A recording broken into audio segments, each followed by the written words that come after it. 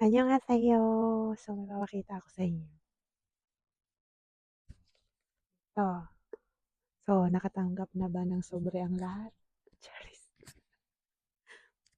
Yung hindi ka residents ng Korea pero nagbabayad ka ng residence tax, 'di ba? Oh, sana all stay siya.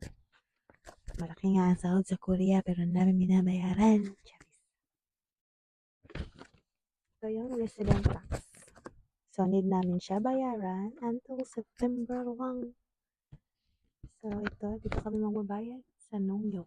Tapos babayaran namin 11,000. Kapag na-late ka, may tubo na 300 won. Or, di ba? So, para hindi ka ma-charge ng 300 won, magbayad ka on the time. Charis. Oh, nakatanggap ka na din ng sobre. Oh, tara na, magbabayad na tayo kahit wala tayong pera. Charis. So, ayun nga, magbabayad na tayo. Ang nakakatuwa lang dito sa kanila, kapag nagbayad ka, sa account na nakalagay dito, ang lalabas doon, pangalan mo din. Madali lang siya makita. Kaya, ano talaga siya, safe na safe. Charis. Ayun lang, bye!